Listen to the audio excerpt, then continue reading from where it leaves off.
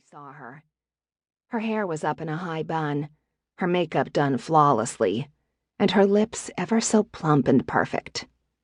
But he didn't miss the scowl on her face. Looking up from her desk, she glared before looking down at the clock. "Shit," she muttered, going to her computer and clicking around like crazy, probably since she knew he would physically pick her up and drag her out of the office without letting her finish. She had till he got to her before he would shut the computer and make her leave. Giving her time, he smiled as he asked, "Is that how you greet your loving husband?" Her brow furrowed more before she shut down her computer. "I don't like you today." "Do you ever like me?" he teased as she stood, her large belly straining beneath the sweater dress she wore. She was swollen from head to toe, but still she wore heels. Crazy Pregnantosaurus Rex. He was going to use that more often. "I wonder that sometimes," she snapped, moving her hair out of her face. "I can't even remember the reason I married you or continually make children with you." He knew she didn't mean any of it. She was just pregnant. "'Cause I'm good in bed," he said with a wink, and she glared. "Ugh, I am so stressed out, and my body aches, and I really don't want to go sit in the rink because it hurts my back, and Lucas, stop looking at me like that." He smiled. "You look beautiful," he cooed at her as she waddled toward him. She rolled her eyes. "If you think fat is beautiful, then yeah, I'm that." "Stop," he barked at her as she slid her arms into the jacket he held open for her. "You're scaring the employees, the kids, hell, everyone." "But you," she challenged, and he grinned. "Accept me. I know how to handle you. This isn't my first rodeo." "Well, it will be your last," she warned as she let out a breath. Kissing her neck, he wrapped his arms around her waist, his hands barely touching as he massaged his growing child.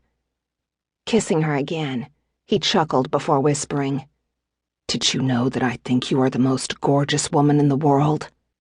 He saw her cheeks pull back in a small smile, but he knew it wasn't that easy. "You have to say that so I'll continue to sleep with you." He chuckled against her jaw before dusting it slowly with kisses. "Never. You'll sleep with me no matter what." "Maybe," she grumbled, and he grinned, kissing her neck again.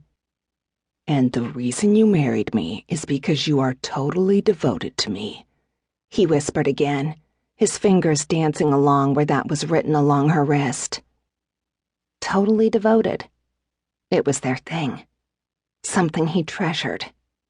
Leaning against his face, she kissed his jaw. "You're right." "I know. Only happens sometimes," he said, kissing her again. Holding her tightly, he could feel every single bit of her tension. He hated that. She needed to be calm and stress-free. It couldn't be healthy for this new baby girl if her mother was stressed. "What can I do to make you happy, Fallon?" he asked, his hand slowly going down her stomach to her thighs. She took in a sharp breath before leaning her head back against his shoulder, her body weight strong against him. It was nothing to him, though. He was pretty sure he could pick her up and take her against the wall. But, of course, for the safety of their child, he wouldn't do that. But he would play. He would try to relieve some stress from his gorgeous wife. He would do just about anything for her. "I mean, I like the direction your hands are going, but aren't our children in the car?" He nodded, tracing kisses up her neck. "They are, but Stella is sleeping and Aiden and Asher are playing their DSs. I can at least make you come real quick if it will make you happy."